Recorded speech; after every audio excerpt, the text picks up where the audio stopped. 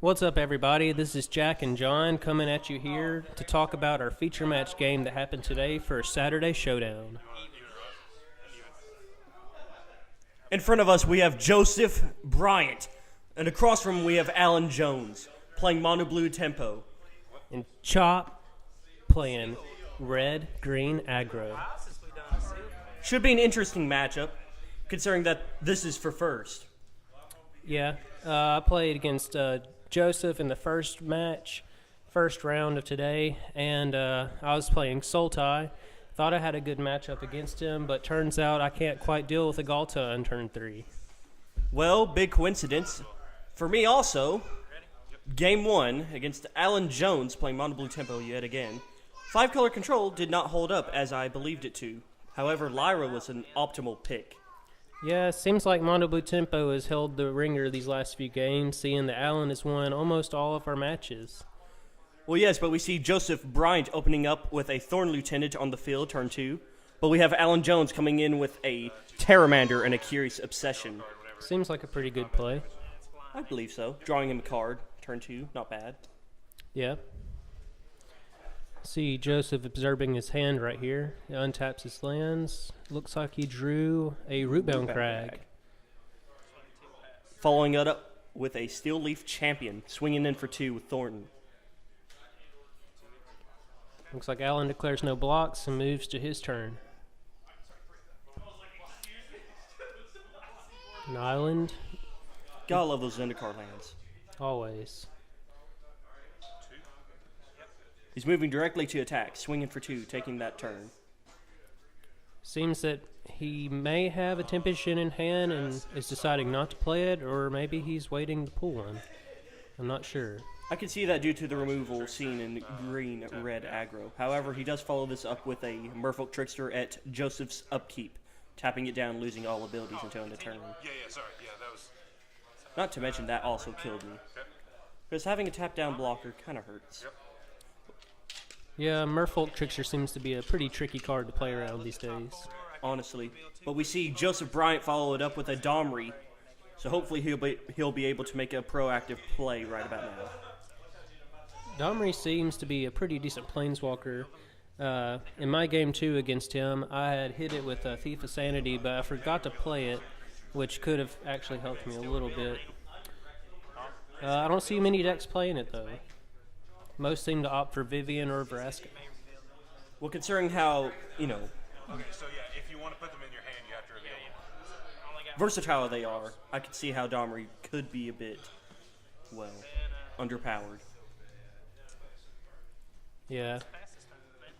Looks like Joseph decides to pass this turn after playing Domri.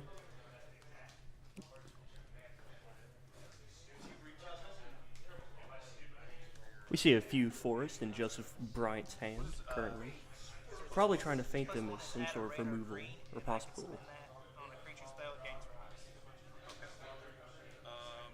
I think I see a promo Llanowar Elf in his hand as well. Yes, indeed. Surprising he didn't follow that up, unless he just drew it, which I could see happening. However, we have to focus on Alan currently, due to his nature of the deck.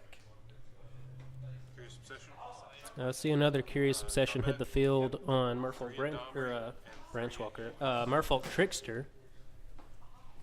Yeah, swinging in for what looks to be 5. Wow. At Domri.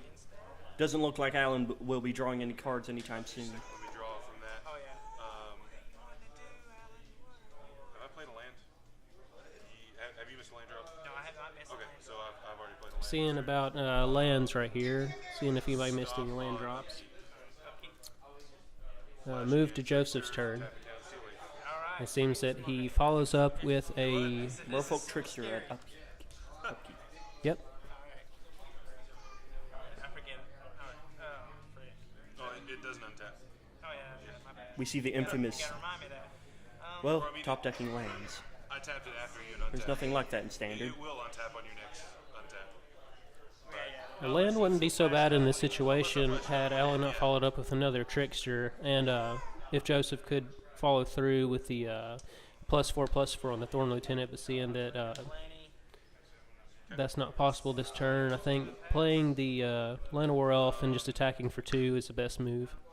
Considering that you can buff up Thorn Lieutenant next turn. And if he tries to, let's say, well, blink of an eye, you at least get a 1/1. Yeah. Move back to Alan's turn.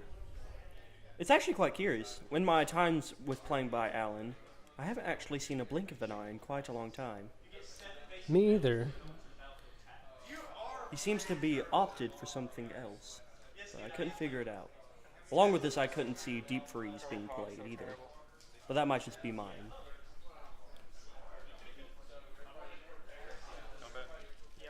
Observing the deck list of the Mono Blue Tempo decks, I'm surprised most seem to only run one copy of the, is it Mistcloaked Herald? Yes. Now, it does make sense why they would only run one copy, since Terramander is infinitely better. However, I'm sorry, it's two. having only one No, I was doing of the math wrong. Mistcloaked Herald seems a bit suboptimal, in my opinion. Right. Entrancing Melody on your Steel Leaf Champions. Oh, that's a good card right there. Entrancing Melody. Seen a little bit of a price spike, too. Ever since Autumn Burchett came onto the field, it sure has. Beating Reed Duke in the semifinals in a mirror match. I see another land hit the field for Joseph here. Thinking about what he's going to do next. Curious to see what kind of play he could come up with it in this spot. One card which I personally think is quite interesting in the Mono Blue Tempo deck list is Essence Capture.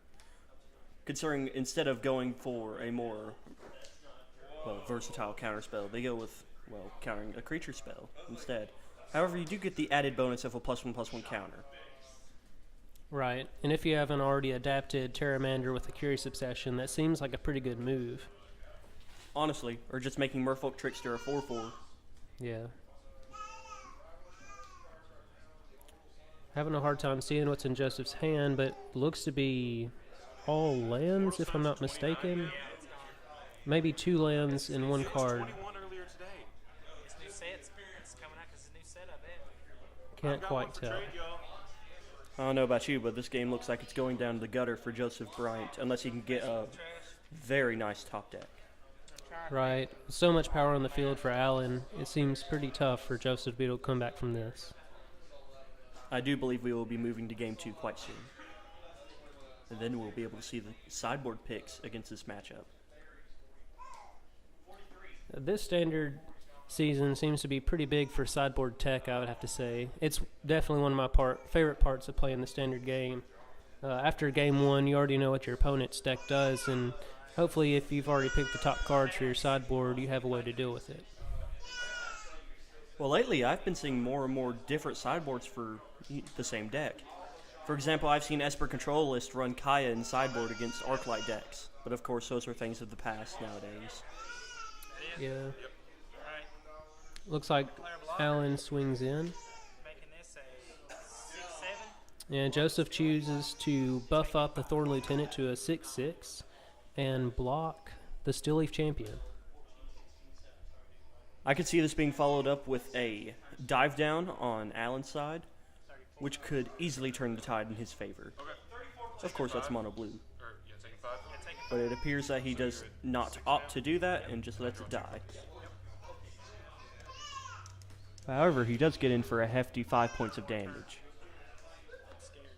Following it up with a lovely Tempest Gen. I don't do nothing, I lost. That's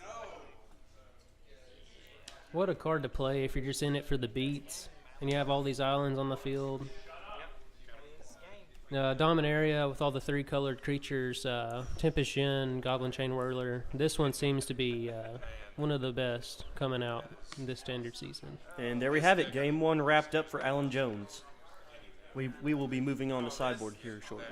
I really don't even. I see in Joseph's deck box a Pelt Collector laying in there. I'm not sure if that's left over from a main deck he's been working on or if it's sideboard tech. It does appear sleeved in the same color he's using, so I believe it is sideboard. But against what? I don't really know. Pelt Collector's seen a decent falling off in the standard format. It doesn't seem quite viable in the metagame right now.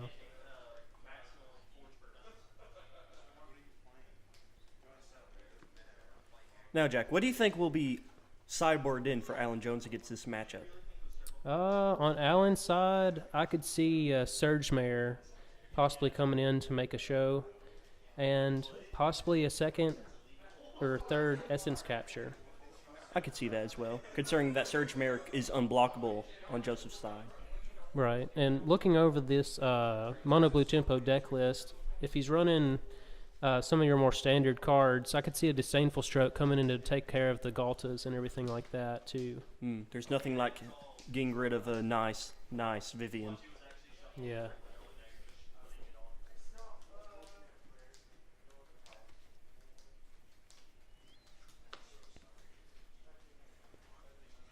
I'm surprised to see that the deck list only runs one Chart Accords, at least for the one we are currently looking at. See, Joseph decides to... I think he's taking out a Ripjaw Raptor. Seems a bit slow in this matchup, considering the amount of counterspells. Absolutely, and the slow game is not what you're looking for against Mono Blue Tempo, especially moving into Game 2. One thing I have noticed, however, is that against Mono Blue Tempo is most likely better to go full-on removal as much as possible. Absolutely. However, Siren Stormtamer makes that a bit difficult. However, you can work around it. Oh, don't tell me. Okay. Looks like some of Joseph's cards are upside down. That's always a misfortune.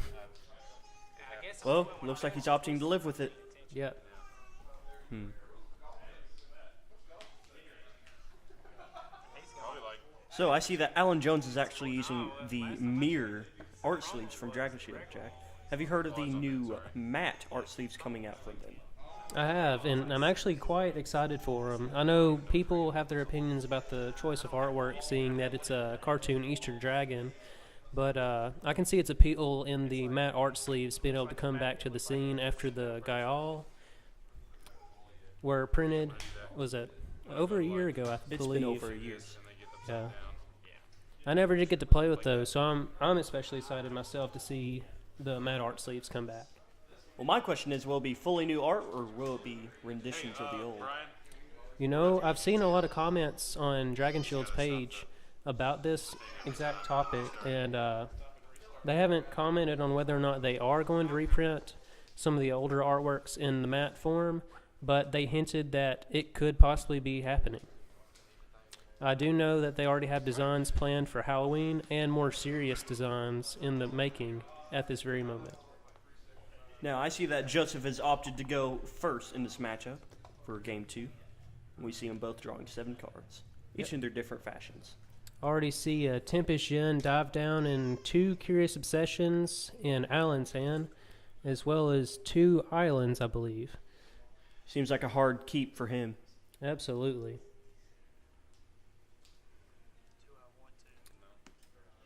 Joseph here observing his hand. I believe I see a promo Galta this early in the game. I don't think he has enough power to get it out on the field as soon as he'd like. But I believe he's opting to keep. Interesting move, considering that it's a very, very slow hand from the looks of it. However, we could see him draw into some bigger creatures. Absolutely, and with the help of possible turn 3 Still Leaf Champion, that may make quick work of getting the Galta onto the field. Oh, I see Alan Jones has opted to go down to 6. Let's see if he keeps. And he does, bottoming 1.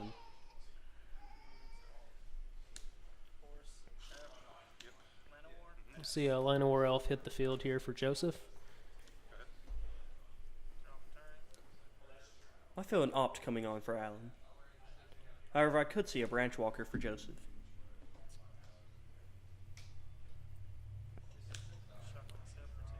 Shocks down to 18 off Stomping Grounds. And plays a Gruul Spellbreaker, Ah, the killer of Settle the Wreckage. choosing to give it haste instead of a +1/+1 counter, which I believe is probably the best choice right now. Considering that most of Alan's creatures are in the air, I could see this as a good play as well. And we see Alan go down to 18. See an island hit the field. I also see an Entrancing Melody in hand.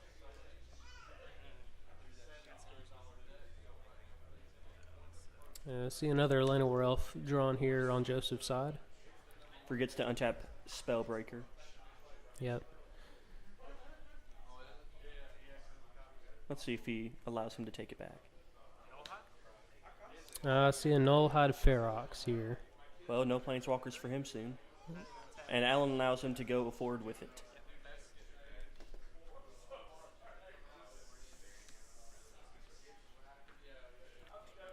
It's tapping 3, and here's our Tempest in, guys. 3/4, able to block that squishy little 2/2. However, that Nullhide is going to make quick work. Yeah. The 6/6 isn't too much to play around with. Well, there's nothing like 6 damage to the face right now. Yep, and that looks like what's going to happen here. Opting to block with Tempest Gen against Gruul Spellbreaker, he's taking 4 from Nullhide Ferox. Which currently in the meta seems one of the more underrated cards. Math was getting thrown around and I'm not paying attention because However, I do not feel that not being able to cast non-creature spells is a bit dampening.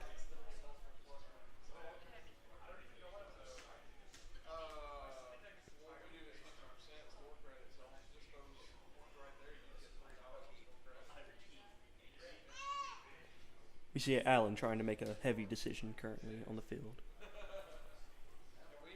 I don't know what would be more stressful than this situation right now for him. But I believe the advantage is definitely on Joseph's side. At this point in the game, I'd believe so.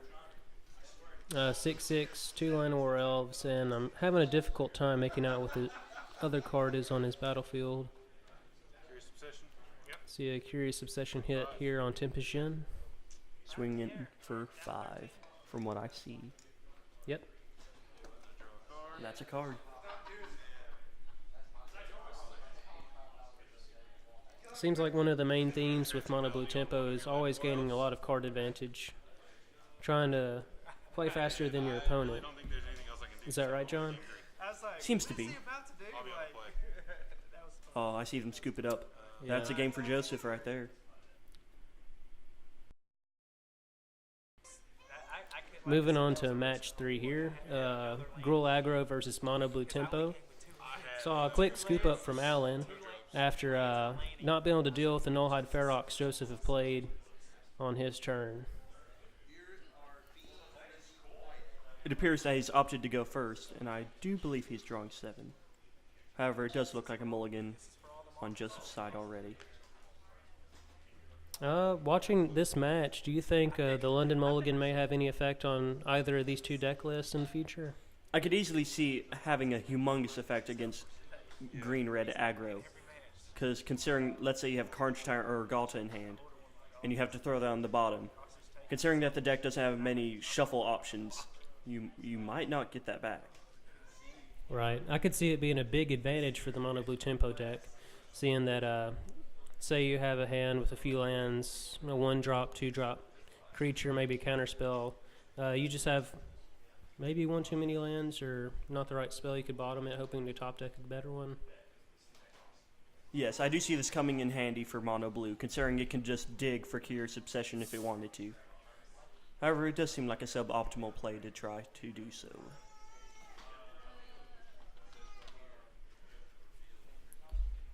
I see that lovely Kaladesh map.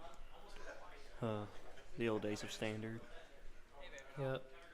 Every tournament you went to is ran by red-black aggro and blue-white approach. There's nothing like Teferi.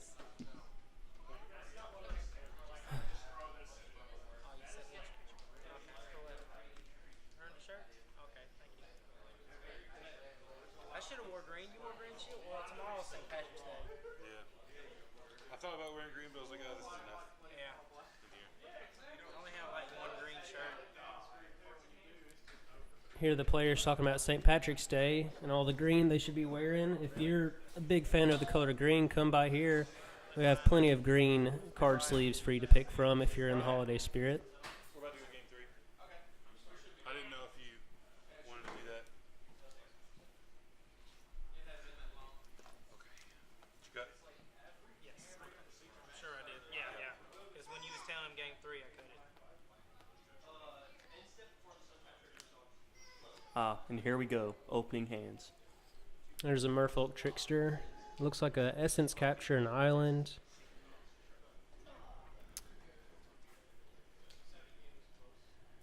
For Alan, I think he's deciding to keep, and Joseph is mulliganing.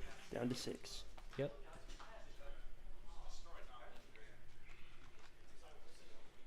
Still see some of his cards facing the wrong direction. No time in this matchup.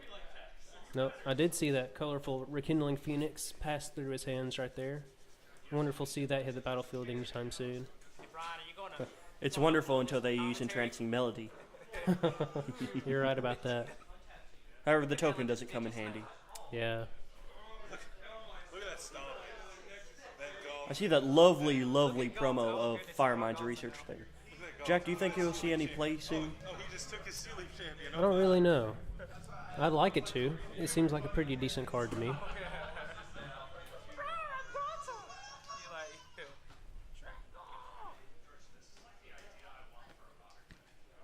I do believe it's quite interesting that Alan chooses to write his life total down compared to Joseph.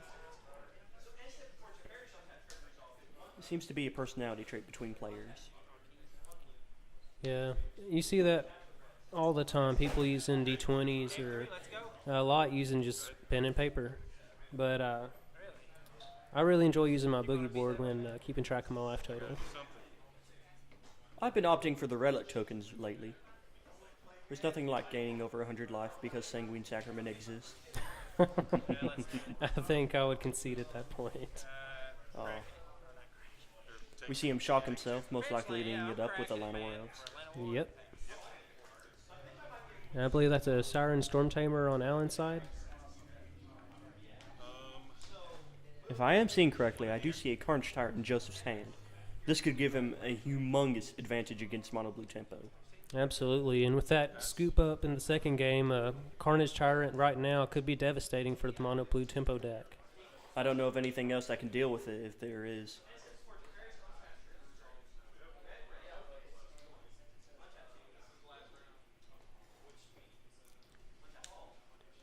Currently, after the last exchange, however, Alan seems to be quite calm in this situation. Yep, following up the Still Leaf Champion with an Essence Capture, putting a +1/+1 counter on his Siren Storm Tamer. Here's position. Uh, 3. a nasty 3/3 in the air.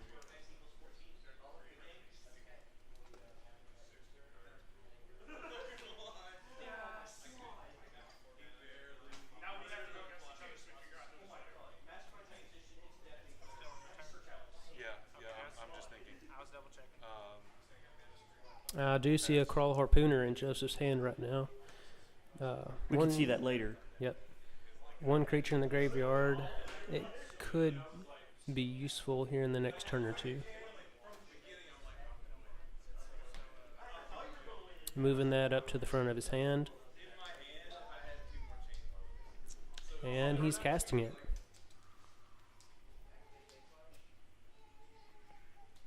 Alan with 2 mana left open. Will we see a counterspell?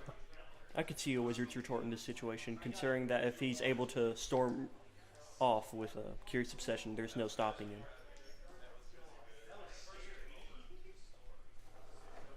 I'm taking a chance here to read the card. He settles all trigger. People overlook not reading.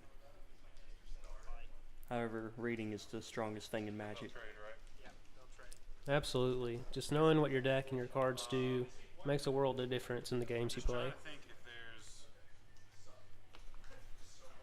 I may have an It appears that they will need a Judge ruling. And I see an iPhone hit the table. Yeah. Seems like a very good play.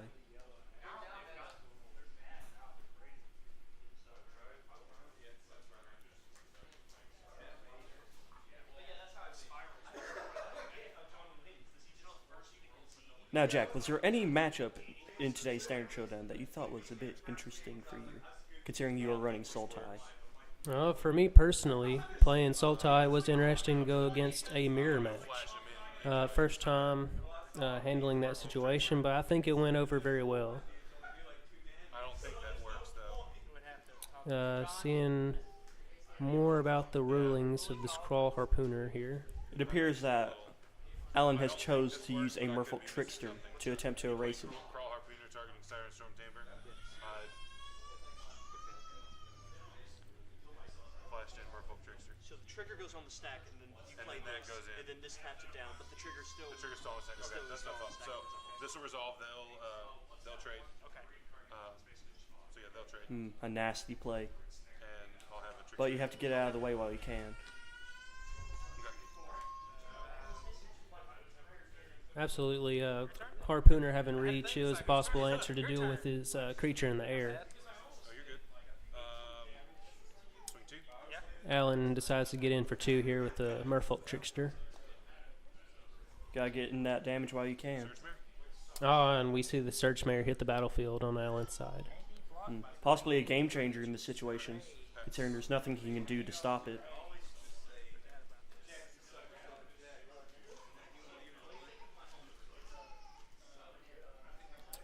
Reading the card here, Search Mare can't be blocked by green creatures. And Joseph's deck is primarily green creatures, so I think this will make a big difference in this match right here. And considering that it almost has a built-in Curious Obsession where whenever it deals combat damage to an opponent, you may draw a card and discard a card if you do. And being able to make it a 4-1 at will is quite powerful in this situation. Oh, but we see a Steel Leaf champion hit the field. Specifically of promo, which is lovely to see.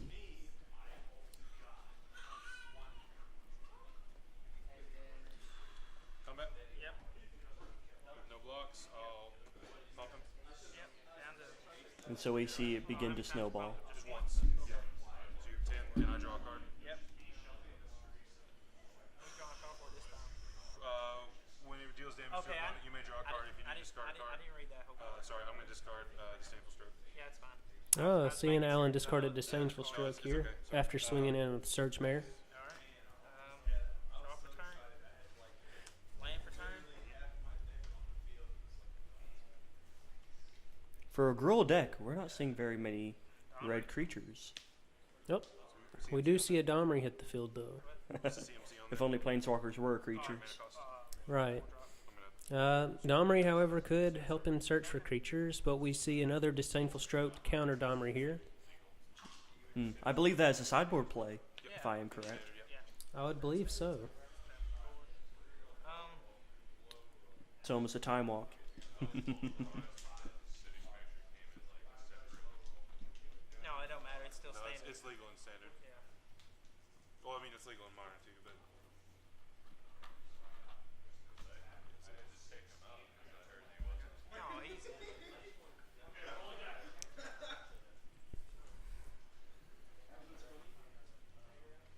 No, easy. We see Steel Leaf go in for a nice little punch right there. Yep. And it appears that he can't block. No, well, it's a store league promo. A store championship promo. Yep, I believe we're going to probably move straight to combat on Alan's side. And we do. Not seeing the Surge Mare attack is quite strange on my behalf. Yeah. Oh, yeah. That is pretty strange, seeing that he left all of his lands fully untapped. He could have buffed it up. But we see another Trickster. No need to spend the mana. This most likely means he has a Wizard's Retort in hand, considering that he does have a Wizard on the field. F3, Nail Breaker. He can be countered, right? Yeah. He don't have hex. Yeah. Yeah, I'm gonna counter him. And we see a Essence Capture here, countering the Gruul Spellbreaker, and putting a +1/+1 counter on Alan's Surge Mare. Counter on him. Surge Mare. It may give you in it hexproof on your turn, but it sure can still be countered. Tap 3 for Thresh and Baronodon. Will pass, man. A great play. However, we need to see a Curious Obsession hit the field before it becomes too useful. Right. I believe with Alan's board presence at this point, he commands all the authority in the game right now. If he had a Curious Obsession, I would just hold it in my hand with the Brontodon on the field right now. I would as well, but seeing that Joseph is currently tapped out, it would be fine. especially attaching it to your Surge Mare. Yeah.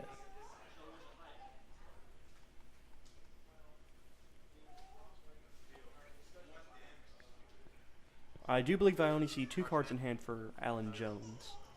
However, I do not know if Joseph Bryant has any at all. I don't believe he does. I know in our match today, he was able to run out his cards pretty quick against me, while I had several still in hand. Seems to be a theme. And I'm gonna draw a card. You discard a card. Swings in here with Surge Mare, discarding a Tempest-Shin. I could see this, considering if he were to play, it'd only be a 4/4. However, all the damage you can do counts. We see another mountain hit the field, a beautiful unstable one as well. However, not one from Unhinged. Those seem to be steadily going up in price, as are all the legendary cards from Dominaria. Yes, with the new influx of Planeswalkers within the next set, I could see most of them going up in price. Specifically, Urza's Ruinous Blast, dealing with most creatures.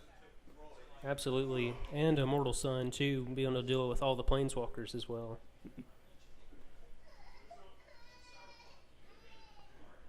Taking a moment here to figure out what the next move is in this game. Let's still play it out. I know I've lost it. I believe there's not much Joseph Bryant can do in this matchup currently. You have no It cards. seems to be going downhill quite quickly.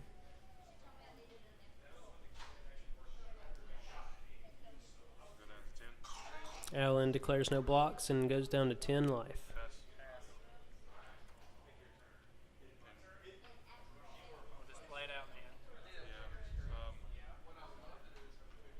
Pump it. Once and Twice. twice. And that's 5. Five life. And that's it. Yep, 5 damage there with the Surge Mare, Surge. unblockable, and that's the game. Alan Jones has won the box in our standard showdown, Oh, wow. and we wish him good luck in his future endeavors. Absolutely, and if you're ever in the area and want to come play a fun game of Magic, check us out on Facebook, Instagram, Twitter, and come participate in our FNM events and Saturday Showdowns. They're a lot of fun. If you want to know more about upcoming events, please check out our podcast. I mean, it's still.